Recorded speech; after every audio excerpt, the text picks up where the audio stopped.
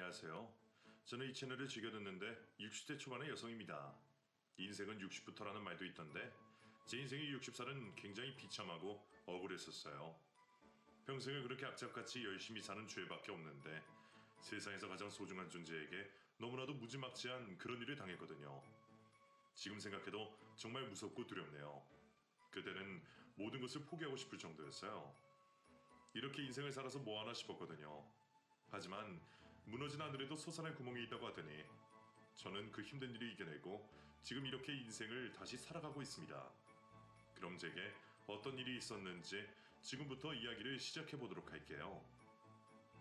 이른 나이에 결혼을 해서 저희 부부는 임신이 안 되어 너무나 힘든 날들을 보냈었습니다. 갓 22살이 되자마자 결혼을 했지만 저희 아이는 20대 후반이 되어서 찾아왔거든요. 아이를 기다리는 부부의 마음이 어떤지는 말씀드리지 않아도 다들 아실 거예요. 얼마나 절박한지를요. 그래서 그런지 남편과 저는 뒤늦게 생긴 아이에게 목숨을 걸었던 것 같아요. 평생 이 아들을 행복하게 해줄 수 있는 것은 다 해주며 키우자고 남편과 다짐을 했습니다. 오똑한 콧날과 큰 눈을 가진 아들을 볼 때면 밥을 먹지 않아도 배가 부를 정도였죠. 그 당시 남편은 택시 일을 했어요. 개인 택시가 아니라 회사의 영업 택시였는데 하루에 정해진 수입을 내야 하는 구조라 열심히 일을 해야만 했죠.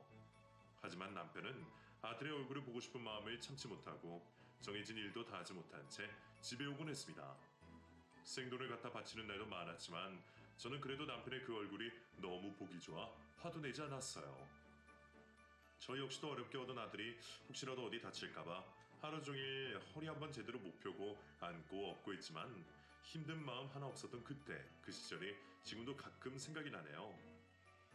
남편과 제가 워낙에 애지중지 키웠어서 그런지 아들 녀석은 왠지 어린 시절부터 고집이 무척이나 셌어요. 원하는 장난감을 사주지 않으면 바닥에 벌러덩 누워서 절대로 일어나는 법이 없는 아이였죠. 대부분의 아이들은 조금 울다가 그치기 마련인데 그 중에서도 저희 아이는 끝까지 일어나지 않고 버티는 아이였습니다. 동네 사람들도 고개를 절레절레 흔들 정도였으니 어느 정도 고집이었는지 짐작하실 거예요. 그런 아들이 저는 때론 힘겹기도 하고 걱정도 되었지만 남편은 그냥 어린 시절의 한순간일 뿐이라고 웃어 넘겼어요. 하이 뭐 사내 자식이 이 정도 배짱은 있어야지. 이런 놈들이 커서 잘 된다고? 그래야 내 아들이지 안 그래? 어머나, 그게 무슨 말이에요? 안 그래도 아들을 하나 낳았어 남들이 외동 어쩌고 저쩌고 하는 말도 못 들었어요? 이러다가 학교 가면 친구들한테 따돌림이나 당하고 그러면 어쩌려고요? 다 돌림 같은 소리 하고 있네. 남자들은 안 그래. 오히려 이런 배짱 있는 놈이 큰일도 하고 그러는 거라고. 나는 내 자식 그런 거 절대 안 당하게 할 거고 이놈 반드시 잘 될 거라 생각하니까 두고 봐 어디. 남편의 말처럼 모든 것이 잘 되기만 하면 얼마나 좋겠습니까. 하지만 아들 녀석은 그렇지 않았죠. 그 고집이 점점 더 거세졌고 나중에는 자신이 원하는 걸 해주지 않았을 때는 며칠간 말도 하지 않을 정도로 변했습니다. 문을 쾅 닫고 자신의 방에 들어가는 것은 물론이고 학교에 갈 때도 인사도 하지 않는 것을 당연하게 생각하는 이 녀석을 보면서 한숨도 많이 쉬었던 것 같아요. 이런 녀석에게 아빠로서 무섭게 혼이라도 내줬으면 좋으련만 남편은 훈계를 전혀 하지 않았습니다. 참다 못한 저는 아들을 위해서 매를 들었어요. 훈육을 하지 않는 남편의 대신에 엄마인 저라도 똑바로 가르쳤어야 하니까요. 하지만 어린 시절부터 모든 것을 다 들어주었던 것 때문인지 아들 녀석은 갑작스럽게 매를 드는 제 모습을 이해하려 하지 않았고 오히려 더 엇나가고 말았습니다. 엄마가 뭔데 나를 때려? 엄마가 뭔데? 내가 도대체 뭘 잘못했다고 그래? 엄마가 이러고도 날 사랑한다고 할 수 있어? 널 사랑하기 때문에 이러는 거야. 네가 나쁜 길로 빠지면 안 되니까. 다른 사람한테 혼나기 전에 엄마가 미리 혼내서 가르쳐 놔야지. 그게 내가 널 낳은 사람으로서 해야 할 일이라고 생각한다. 그렇게 크게 아들을 혼냈지만 아들은 달라지지 않았습니다. 오히려 엄마인 제가 아들을 보면서 아주 많이 속상했었죠. 종교도 없었지만 그냥 무턱대고 두 손을 모아 기도를 할 정도로 제게는 정말 간절했던 것 같아요. 그러는 사이 집안 경제는 점점 안 좋아졌어요.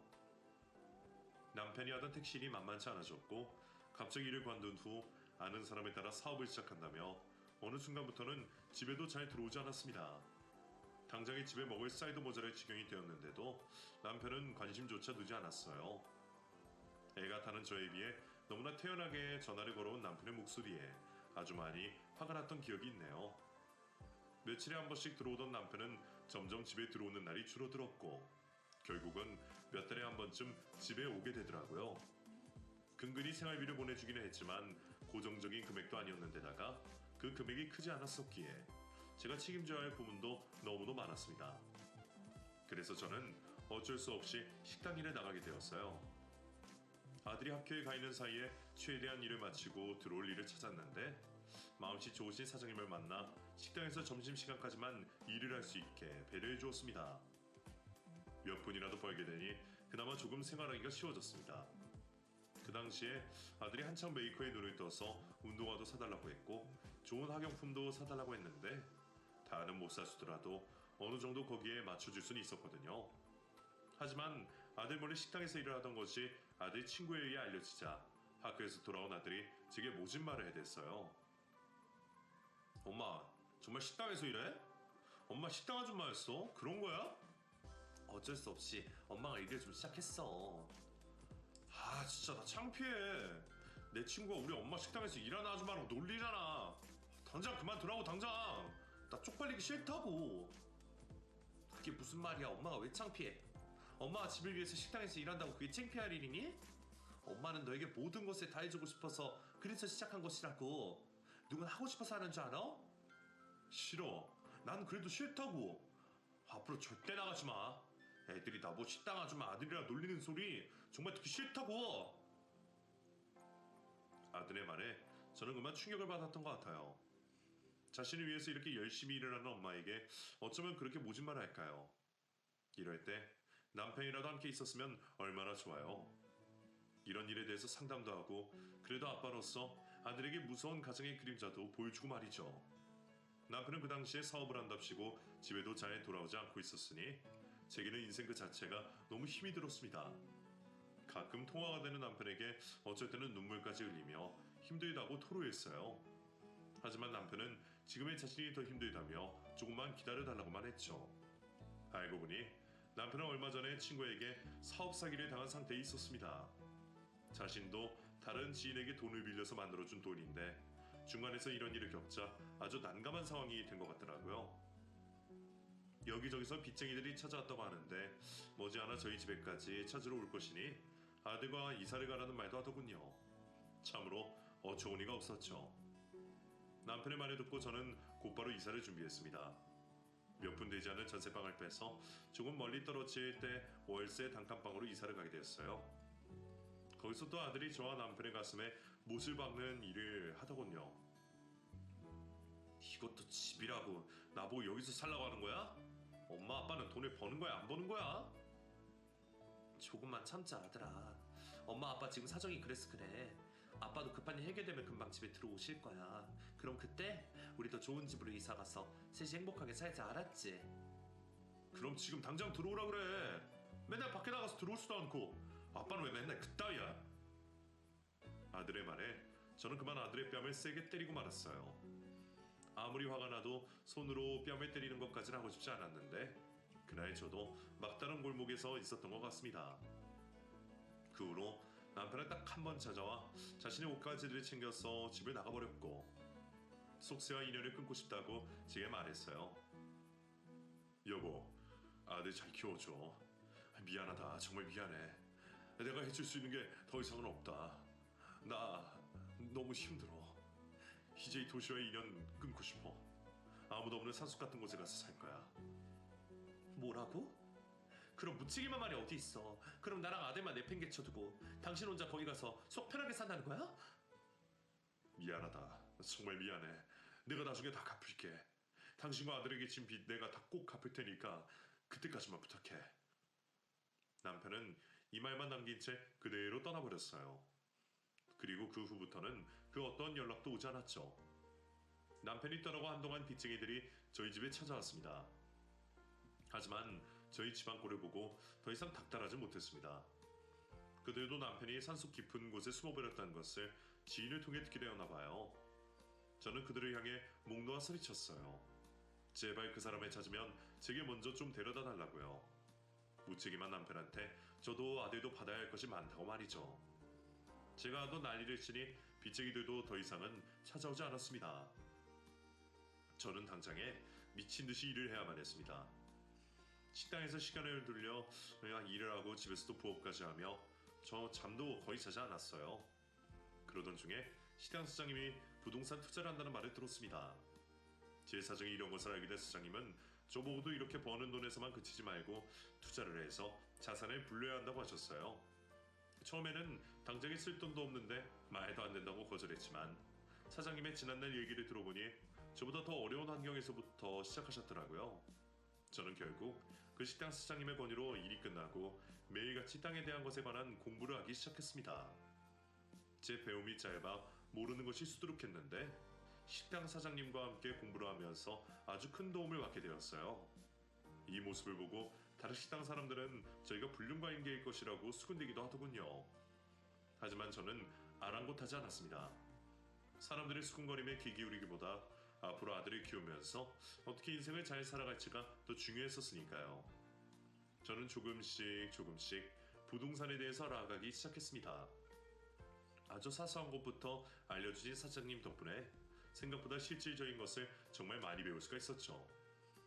사장님이 항상 강조한 종잣돈 만들기부터 시작한 저는 3년 정도가 지난 후에는 아주 작은 땅을 살 수가 있었어요. 남들이 제대로 알지는 못하는 그런 곳이었는데 평수가 넓지가 않아서 굳이 왜 사느냐고 말리는 사람도 있었습니다. 하지만 저는 제가 그동안 공부한 것을 믿었고 그 대출금을 갚느라 허리가 휘어지는 줄 알았어요. 땅은 자고로 사고 나서 잊고 있어야 한다고 하길래 그 생각을 하지 않고 일에만 매진했습니다. 그 사이 아들은 무럭무럭 자라나고 있었고 아직 호적에 가장으로 되어 있는 남편은 연락 한 번을 하지 않더군요. 아들이 잘 자라줬으면 좋았겠지만 사춘기가 오자 또다시 방황하기 시작했어요. 일단 자신이 이런 집에서 가난하게 살아가는 것에 대한 불만이 있었고 아빠가 집을 버리고 떠난 것에 대한 불만이 상당히 크더군요. 힘도 저보다 훨씬 세진 아들이 제게 대들 때에는 가끔 너무 무서운 느낌이 들기도 했습니다. 저는 그때마다 더 단호해지려고 엄청 노력했던 것 같아요. 제 나이가 더 들어 늙고 병약해질 때까지 그때 가서 아들이 저를 무시하지 않도록 지금부터 강한 엄마의 모습을 보여주려고 했죠. 너 이런 식으로 할 거면 당장 이 집에서 나가. 엄마는 지금 상황에서 최선을 다해서 널 키우려고 하는데 그게 못마땅하다면 그런 사람이 나가야지, 안 그래? 그래? 엄마 너 나갈 거야. 나간다고. 놈의 집구석에서 더는 살고 싶지 않아. 나도 남들처럼 비싼 옷 입고 좋은 자동차 타는 부모님과 함께 살고 싶다고. 저의 단호함은 결국 아들을 가출로 내몰게 되었습니다. 저는 그때 많이 후회했어요. 하루 종일 일손도 잡히지 않고 사방팔방 아이만 찾아다니게 되었죠. 급기야 정신과에 가서 상담까지 받는 상황이 되었고 아이 입장에서 다시 한번 생각해 볼 수 있었어요. 그리고는 그때부터 다시 마음을 다잡고 하나뿐인 외동아들에게 마음을 다해서 잘해주리라 다짐했습니다. 한 달쯤 지나고 나서 경찰서에 찾으러 간 아들의 모습은 많이 얄려 있었어요. 몸무게가 한 7kg 이상은 빠져 보이는 듯 했고 피부는 거칠거칠했으며 한겨울이라 발가락에 동상도 입었었습니다. 저는 말없이 아이를 데리고 집으로 가서 약을 발라주고 맛있는 고기를 구워주었고 마음속으로 피눈물을 흘렸어요. 그 후로는 웬만해서는 아직 미성숙한 아이와 대립하지 않으려고 노력했고 저는 오로지 돈을 벌 수 있는 방법에만 매진했습니다. 그 덕분에 그 후로도 아주 작은 돈으로 작은 아파트를 전세 끼고 살 수 있었고 그 아파트의 가격은 점점 올라갔어요. 그걸 필두로 또 다른 곳에 투자를 했고 점점 그 규모는 커져만 갔습니다. 덕분에 저는 한 곳을 팔아 건물을 올렸고 여러 곳에서 월세를 받으며 임대 사업까지 도전할 수 있었어요. 여행 한번 제대로 다녀오지 못하고 세월이 어떻게 흘렀는지 모를 정도로 바쁘게만 지냈던 것 같아요. 10년이 넘는 세월 동안 아들은 대학교를 들어갔고 군대를 제대했으며 몇 명의 여자친구도 소개시켜주기도 했어요. 제가 보기엔 아들이 고집불통에 감정 조절도 제대로 하지 못하지만 살살 달래고 칭찬해주면 또 아기처럼 잘 따라오는 스타일이더라고요. 그래서 저는 그런 여자를 만나 결혼하면 잘 살 수 있을 것이라는 생각이 들었죠. 하지만 아들이 데리고 오는 몇몇의 여자들은 전혀 그런 분위기가 아니더라고요. 꾸미기 좋아하고 아직 아들보다 한참이나 정신 연령이 어린 듯해서 소개를 시켜줄 때마다 제가 탐탁지 않은 표정을 지었던 것 같아요. 그러나 아들이 어느 날은 참 괜찮은 여자를 데리고 왔어요. 그때 아들이 아마 20대 후반이 가까워졌었는데 결혼이 하고 싶다면서 제게 조심스레 말을 꺼냈죠. 저 엄마, 나 결혼하고 싶은 여자가 생겼는데. 정말이야?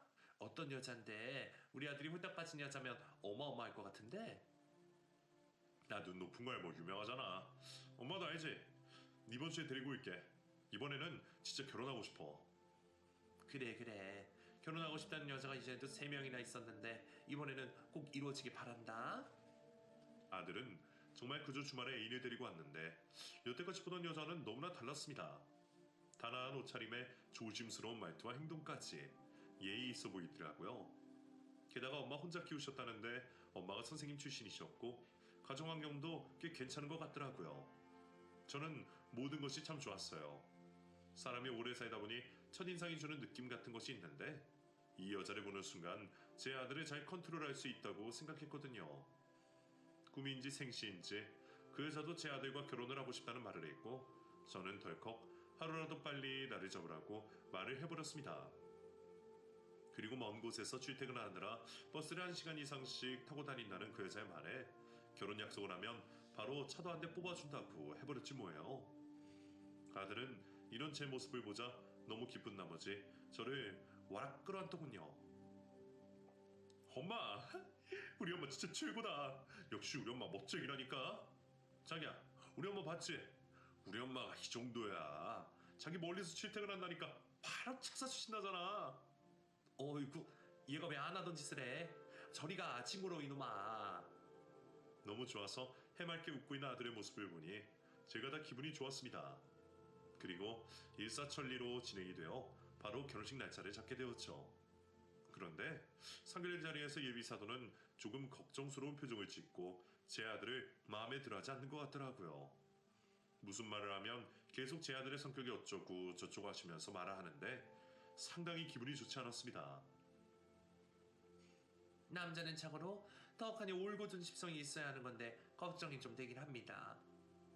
우리 아들이 좀 성격이 욱하는 부분이 있어도 고집이 있어서 살아가긴 괜찮을 겁니다, 사돈. 저도 교육자로 30년이 근무하다 보니 사람을 보는 눈 같은 게 생겼거든요. 사실 저는 제 딸에게 결혼하지 말라고 했습니다. 서운하실지 모르겠지만 그게 사실입니다. 예비사돈의 말에 기분이 확 상해버린 저는 일부러 제가 가진 돈 자랑을 하는 유치한 모습을 보였어요. 지금 생각해도 그때 일은 얼굴이 화끈거릴 정도로 부끄럽긴 했습니다. 하지만 어쩌겠어요. 남이 제 아들을 그렇게 낮게 평가하는데 저도 뭔가를 보여주고 싶었거든요. 결국엔 그런 상태로 결혼식이 진행되었어요. 결혼식에는 무슨 일이 있어도 남편을 자리에 앉히고 싶었는데 어디에 틀어박혀 있는 건지 도무지 찾을 수가 없더군요. 정말 많이 야속하면서도 한편으로는 이제 모든 것이 해결되었으니 제발 세상 밖으로 나왔으면 좋겠다는 생각도 하게 되더라고요. 아들이 결혼을 하고 나니 저는 왠지 혼자가 된 것 같은 기분이 들었습니다. 너무나 조용했고 아무 일도 일어나지 않는 지루한 일상이 반복되었죠. 그러던 어느 날 저는 우연히 길거리에서 붕어빵을 팔고 있는 늙은 노인을 만나게 됩니다. 추운 날씨에도 아주 즐거운 표정으로 붕어빵을 팔고 있는 모습에 저도 모르게 발걸음이 그쪽으로 향하게 되었죠. 그 노인은 이런저런 이야기 끝에 자신은 단돈 10,000원도 갖고 싶지 않다고 하면서 번 돈은 모두 사회에 환원하려고 열심히 모아두고 있다는 말을 하더라고요. 아주 열심히 돈돈거리면서 살았는데 오히려 이런 생각을 하고 나니 마음이 너무나 편안해지는 것을 느꼈다고 하면서요.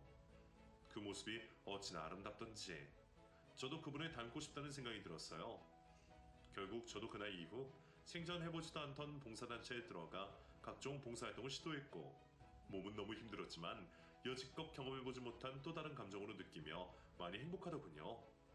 이렇게 내 노년을 살면 되겠구나 싶은 생각까지 들 정도로요. 하지만 그때 아들이 제게 울면서 찾아왔어요. 사업에 실패를 했다고 하면서 3억 정도를 빨리 빌려달라고 하는 겁니다. 아니 무슨